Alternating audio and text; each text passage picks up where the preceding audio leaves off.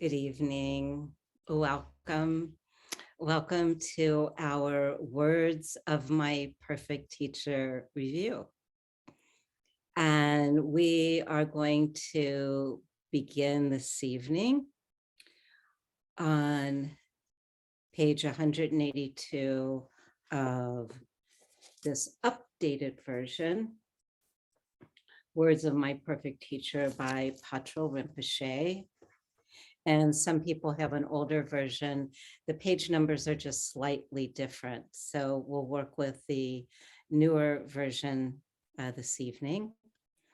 And so we're working actually simultaneously with doing our ninja practice. So Patrul Rinpoche was very kind and gave talks and lectures for clarification, for how to do the ninja with more understanding.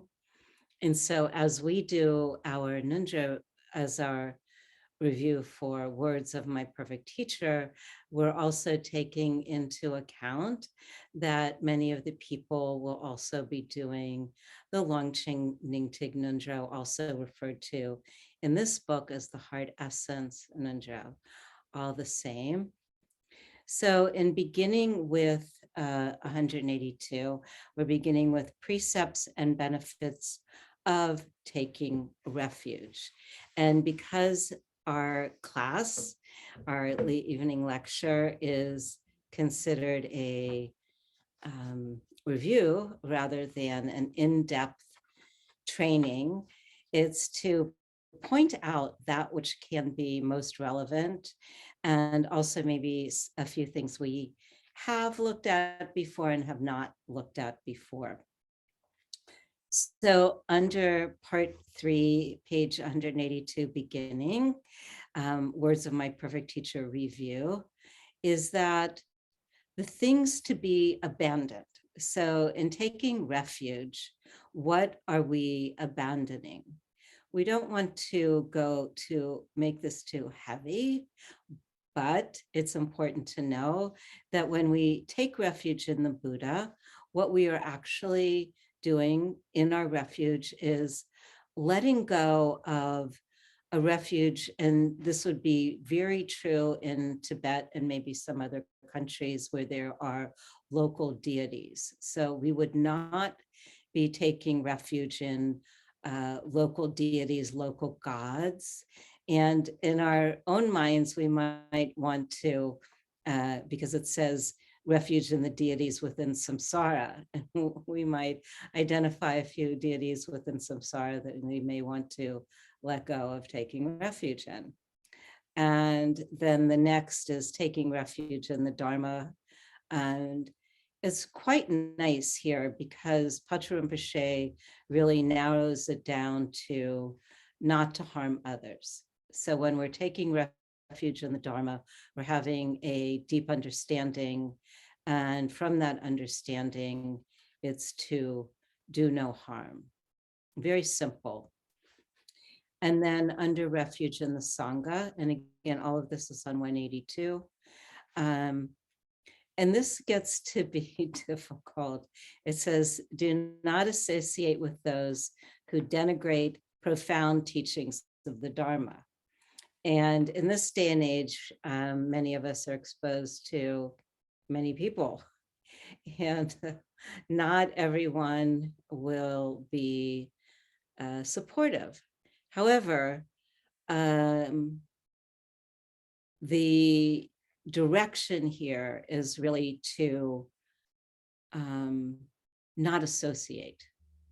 So it's not to argue, it's not to try to prove, it's not to, my way is the best, but rather the first rule of Aikido of step away. And that seems to be Patrul Rinpoche's rule as well. Then on 183, page 183, so we have what to abandon when we're taking refuge in the Buddha and Dharma and Sangha, and things to be done. So what do we want to do now that we're taking refuge? Well, number one, to respect representations of the Buddha.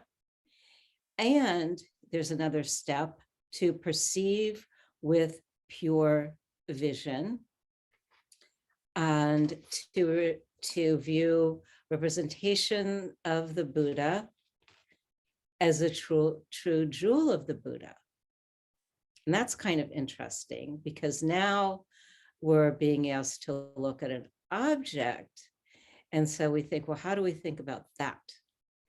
And I think a nice way to think about it is that statues, and some may be quite remarkable. They may be filled with blessings from different teachers. They may be filled with old artifacts of the lineage. And some statues have really their own blessings inside of them. And they're chanted over and blessed and so forth. Other times, it is a representation, and we think, well, do we think of that as the true jewel of the Buddha? It can't hurt. I mean, we know if we see, they sell one of these garden Buddhas, that one can put in their yard and in their garden. And so we can use it as a moment of reflection. And so this respect for representation is really just for the respect of the totality of refuge in the Buddha. And then there is the respect for the writings of the Buddha. And we've actually talked about this a bit, that there is a prediction that when, the age ends and Buddhism begins to fall away, that what is left are the writings, the words. So that's why perhaps some of you have been to a lecture or a class or a retreat where they say, do not put the text or the book on the floor. And the reason for that is to put the text or book in a high regard and not on the floor, because those words are what's going to carry all of us through. And then there's the respect for the Sangha. And in earlier times, Sangha was more the monastic Sangha. It was also those who had attained some form of awakening, enlightenment.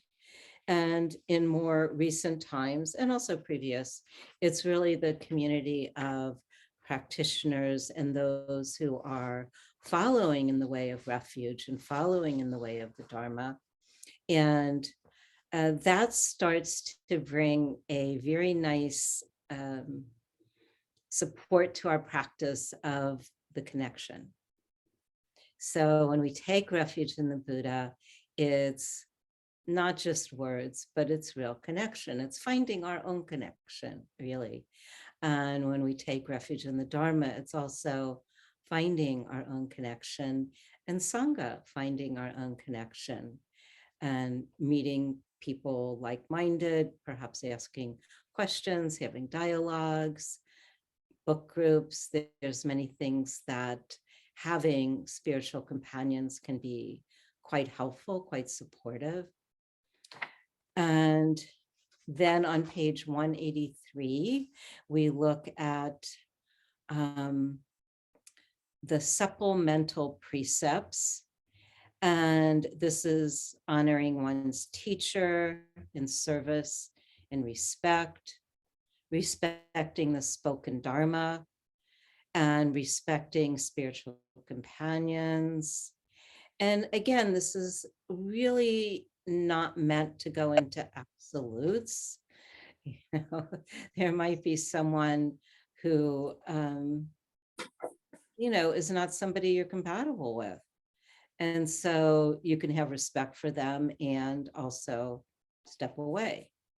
And there might be something spoken in a lecture in the Dharma hall, and maybe you don't quite get it or don't quite know about that. And as my first teacher used to say, that when a child is given porridge that has a cardamom seed in it and thinks that it's a stone or something, the mother says, put it aside and to eat the rest of the porridge. And that's really a nice idea when we're listening to Dharma and maybe not everything we connect with or even believe, then we hear it and we can put it aside, and then to take in what we do connect with and what is inspirational. And it may be something we come back to, or maybe not. And then on the top of page 184, we recognize all well-being as springing from the compassion of the three jewels. So this is huge. This is where taking refuge in this way is a leap. Now, this is the compassion is our own Buddha nature. It is also exemplary of the Buddha being a compassionate one and leading everyone according to their own understanding. And so this one phrase really moves things along in terms of our working with refuge. Recognize all well-being as springing from the compassion of the three jewels. So Patrul Rinpoche is walking us into refuge in and of itself. So I can remember when I first took refuge, which was in the Buddha, Dharma, and Sangha. It was a long time ago. And it was so that I could enter the retreat. All I want to do is take the retreat. You have to take refuge, take refuge. I want to do this retreat. Here, Patrul Rinpoche is letting us know that this refuge in and of itself is a practice. It's not to do something else. It's to do this. So then refuge becomes something broad, so that when we are recognizing that all is coming from the compassion of the three jewels, then whatever arises, there is trusting in the power and blessings of the Dharma. So we're bringing in another really important component, and it's trust. And I think before I go further, because I've brought in this two terms, refuge and trust, I found a quote from a book by Tuku Tandu. And I want to read it to you. I might read it twice. And it's from his book, From Boundless Healing. Tuku Tandu is a very well-respected Tibetan master. He lives in Massachusetts. And he has a number of books. One is Enlightened Journey. This one is From Boundless Healing. But I liked how he put things. So he has this quote, and it's called Devotion. And because this is in a book called Boundless Healing, he's mentioning the healing Buddha as a reference. If we do not have devotional trust, and I like these two words together, devotional trust. Somehow it has a different feeling than just devotion, and it has a different feeling than just trust. But devotional trust, if we do not have devotional trust, even if the healing Buddha in person were standing in front of us, we would receive hardly any benefit. For our minds, which are the only key to our spiritual blossoming, would not open to the opportunity. This is why a Tibetan proverb says, from whomever one sees as a Buddha, blessings are received as from a Buddha. From whomever one sees as a fool, effects come as from a fool.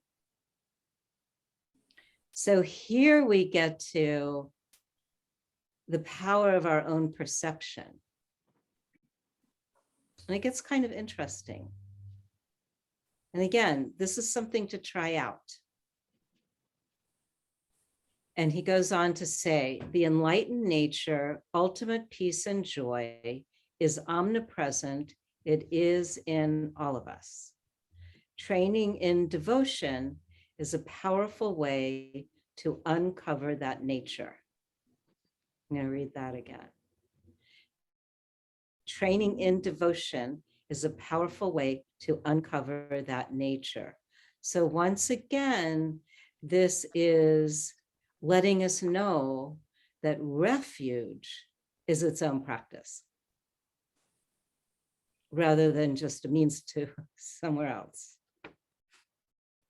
Seeing the image of a Buddha as endowed with blessed qualities can transform our minds. So we can think, have we seen an image of the Buddha, maybe a visualization? And does that spark any kind of transformation? Does it perhaps remind us that we have great potential? Does it perhaps remind us of what we already are? We already have the Buddha nature. It's all within us. So again, these are pretty interesting ways of working. Not meant to be absolutes, but really meant to be something to work with. If we can see and feel the enlightened qualities of this object, we will open our minds to healing. If we can think of the object as blessed and trust in its power, a peaceful and joyful feeling will spontaneously blossom in our own minds. So we're going to move on with Patrul Rinpoche. And I personally have been working with this where, situations come up and maybe complexities. And it's like, well, how in the world to unwind this? And rather than, and I'm not saying don't try, do try, but take refuge. See how it works. And it's pretty interesting. But again, it's something to work with. It's not going, well, I'm not responsible. It's that I'm going to take refuge. That's all. I'm going to take refuge. All right, so we are on. Okay, so we're on top of page 184, and recognizing our well-being as springing from the compassion of the three jewels, and whatever arises, trusting, and we now have that word devotion, trust, in the power and blessings of the Dharma, and not to be disheartened. Easier said than done, but not to be disheartened. We've talked about, say, in Longchen Nyingtik Nunjo, that Nunjo both brings great blessings, and it brings up what is under the surface that needs to clear out. So at the end of the first paragraph on page 184, it reminds us, and this is super important to remember, especially when things are difficult. It says the smallest positive thought arising in our minds results from the inconceivable power of the Buddha's blessings. So there are times that are very difficult, and even that inkling, that inkling of a positive thought, a positive feeling is super important because it's the Buddha nature peeking through and really trying to assist and also emerge. So, as we know, with the lifting of negative thinking arises a kind mind. It's just there. And so we, at that time, are reconnecting with our basic nature of compassion and wisdom. And when sickness, suffering, and in Tibetan culture, there was talk of demons, enemies, create obstacles, we pray to the three jewels. So this is an absolute practice. Okay. So faith, pure perception, recognizing everything arising from the three jewels. So here, it's a little bit interesting when one starts to work with it, because the, shall we say, the samsaric gods fall away, or the samsaric obstacles, and we have refuge as our center. And so with refuge as our center, then our whole perspective begins to shift. And so in the middle of 184, it says, make refuge a daily practice. And it even states, it says either the heart essence refuge, which is our Langching Ninja refuge, or what's called the fourfold refuge, which we've seen, heard, refuge in the teacher, the Buddha, the Dharma, and the Sangha. Okay, that's called the fourfold refuge. We know it well, we might not know that name. On the top of page 185, now this is something I have been working with. When you go to sleep, visualize the deities of the field of merit. So that's our refuge tree. And we've seen that before in our last session. The deities of the field of merit in your heart, fall asleep with your mind focused on them. And so I, in preparation, began to work with this. Now, at first, it's like, oh my goodness, there's a lot of people in my art center. So how am I going to go to sleep? And then I'm remembering my own words. Okay, everything is transparent because the whole field of refuge is transparent. Okay, well, that lightens it up a little bit. And previously, I'd had another instruction of having Padmasambhava at my heart and going to sleep with Padmasambhava at my heart center. And so that is easier. But I did find that having the field of refuge and having it be transparent and just having it there, almost like with a little bit of positive compression, then it was wonderful. So you can give it a go should you choose. And a little more description on page 185. And so it also states, and this, it states actually extensively, and I'm just going to say this in one or two sentences, that making positive actions and experiences as offering to the three jewels. So there's a lot of attention paid in this chapter about offering up when one eats a meal, offering up when one is having a very positive experience, when one puts out food. There's many kinds of opportunity to make offerings. So this experience of offering to the three jewels, and sometimes it's kind of nice, you know, before a meal, that we think, I offer this to the Buddha, Dharma, and Sangha. Very nice. And this is considered meritorious. and a positive intention. On the top of page, we're skipping over to 187. This is where they talk about respect for the Dharma books. And then we go to the bottom of page 187. And that is the benefits of taking refuge. So we know that there are many benefits of taking refuge, and these list some of them.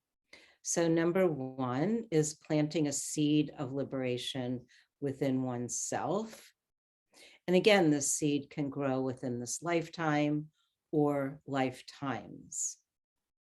And then the taking of refuge is a support for good qualities.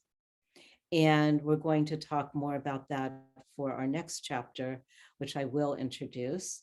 And this support for good qualities. And as we know, when we are honest, when we are loving, when we are benefiting others, we feel good. So these good qualities are for our life, they're for others, and they're also for well-being. And also taking refuge leads to Buddhahood. And once again, this is bringing that topic of taking refuge as a way to Buddhahood. So as we know, we're taking refuge in that which we already are.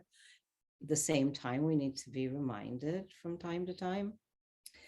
And also this taking of refuge of providing protection. And this providing of protection, I've actually spoken to people who have found themselves in danger, actually, and they took refuge, or an image of the Buddha or their teacher arose. And somehow, whatever wound up happening was either not as bad, or it helped to, and one person who I know, it saved them. And they know it too. And also in taking refuge, we find well-being. There's a sense of comfort. And for those who are going to be monastics, it's the basis for monastic vows.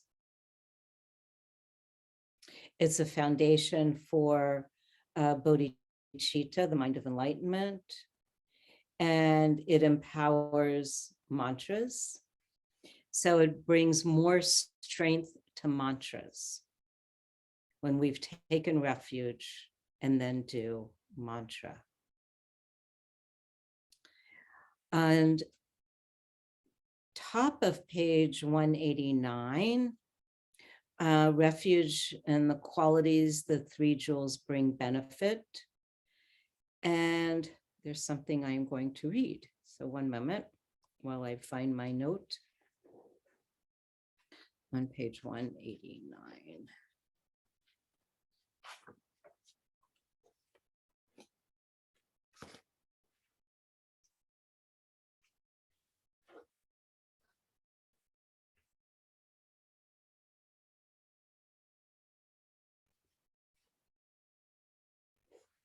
Okay, so at the top of page 189, kind of the first full paragraph, it says, by taking refuge, you distance yourself from all negative actions. Taking refuge in the three jewels with sincere and intense faith reduces and exhausts, I like that word, even the evil actions you have already accumulated in the past. And from that moment onwards, the compassionate blessings of the three jewels render all of your thoughts positive so that you no longer do anything harmful. So I don't know if you've experienced where, we all have habit patterns. And I remember the first time this happened for me, and I was meditating, and then I went off and did something else. And I noticed that the habit that I had that would have reacted to something wasn't there. And it was a very unusual experience. And so I called a Sangha person, a friend, a Dharma friend, and I said, I just had the most interesting experience where not even the faintest feeling of what I knew to be a long time habit pattern was there. And I said, have you experienced this? And my Dharma friend said, yes. And so that is just experience that there was no other cause. There was no other cause than the refuge. And of course, when we're working with our Nunjao, we're bringing in blessings. So refuge and blessings. And this is so profound. And Patrul Rinpoche really wants us to know this. So as our mind turns more and more to the Dharma, as we turn more and more to refuge, and as we make refuge and the Dharma and the Sangha really the center of it all, we start to see a kind of change that comes up quietly. You know, I had no idea that, you know, it wasn't even the word letting go. That wasn't even it. It just wasn't there. So not so much me, but others that I have spoken with have had very similar experiences of the refuge and the blessings really bringing transformation. But again, it's something that we need to work with. Okay, and then that was on page 189. And then the middle of 189, it says,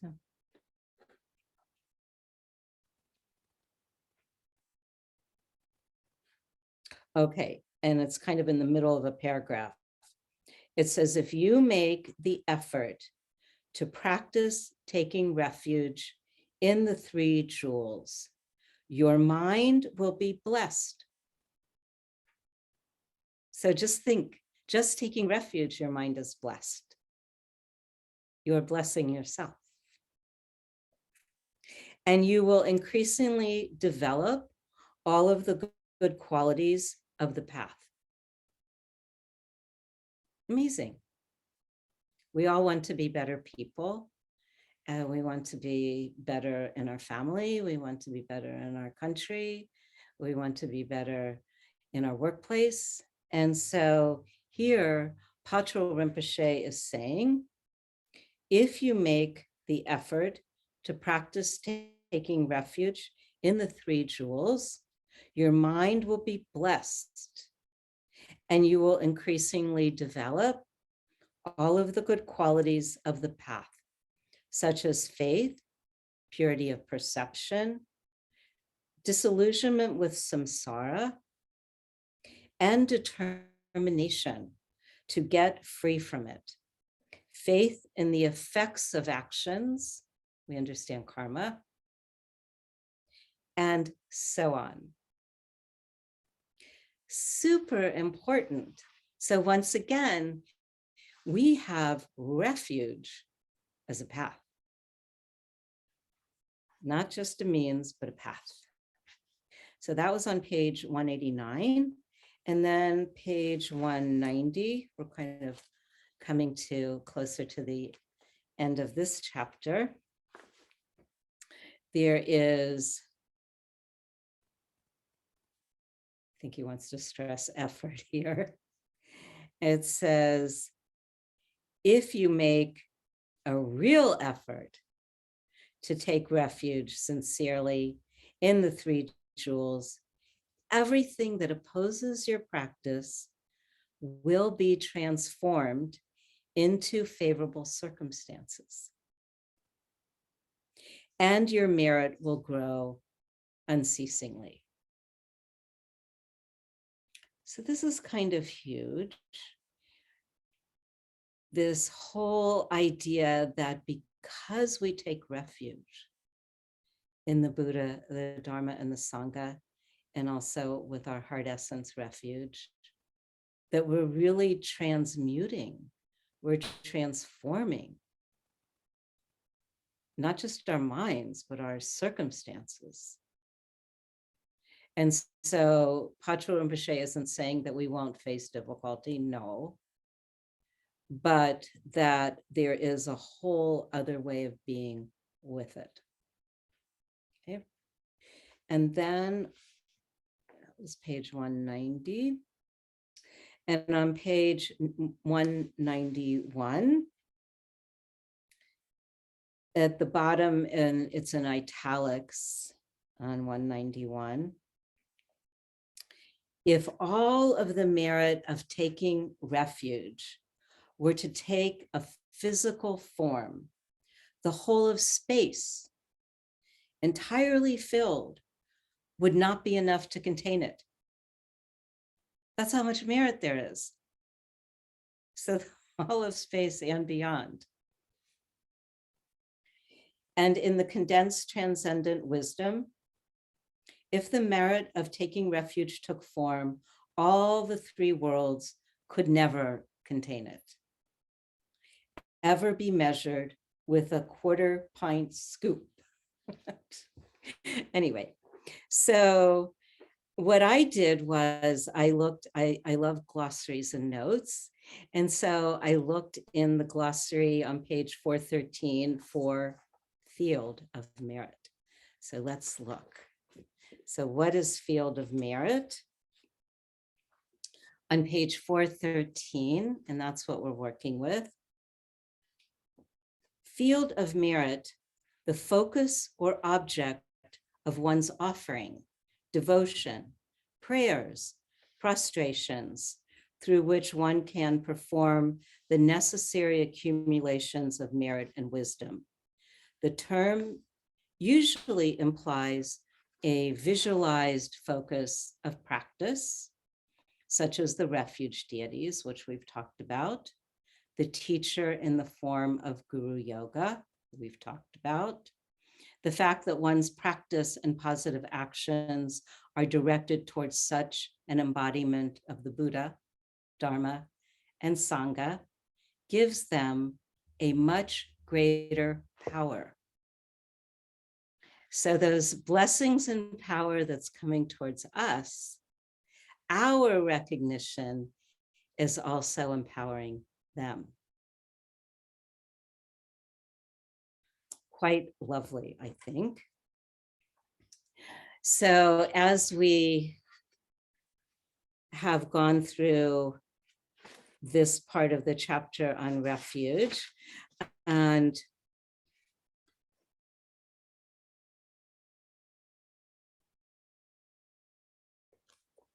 on the last paragraph on page 192, where it says, devote yourself earnestly to take refuge, the base of all Dharma practice, for its benefits are immeasurable. And he ends with, I've taken the threefold refuge, but have little heartfelt faith. I follow the threefold training, but have let my commitments slip. Bless me, and all those who are faint-hearted like me, that our faith may be firm and irreversible. So there's the recognition that it's not always happening, but we ask for the blessings for strengthening our devotion. And really what it's doing is strengthening the connectedness. So super important for us to feel connected to ourselves, connected to the Buddha, definitely connected to the Dharma, and connected to all of those practitioners, the Sangha. And this gives great support, and it's our connectedness. And as we're connecting, we're also, I'm going to just move us a hair's breadth into the next chapter, because I feel like it's quite connected. is that as we're taking refuge as our practice and we're recognizing positive qualities, remember, that have always been there, that are innate, at the same time, we can practice and bring to mind our bodhicitta, and we're going to talk more about that next time, but it says training the mind in the four boundless qualities. So we're talking something huge: the loving kindness, the compassion, the equanimity, the joy. So although we're recognizing that in the Buddha, we're also recognizing that in ourselves. And then as we raise bodhicitta, part of our Nanzhao, and then it's almost like the mind meeting the mind, the mind of enlightenment meeting ourselves. So we have a picture, and this is just giving a taste for the next section of Shantideva, who we know well, the author of The Way of the Bodhisattva, the great classic of the Indian Mahayana literature. And so chapter 2 will begin arousing bodhicitta, the root of the great vehicle. And so for our next session, we will begin with chapter 2, arousing bodhicitta. So thank you. Thank you for your kind attention to refuge. And then, like we do, we, for those who are in attendance, we turn off the recorder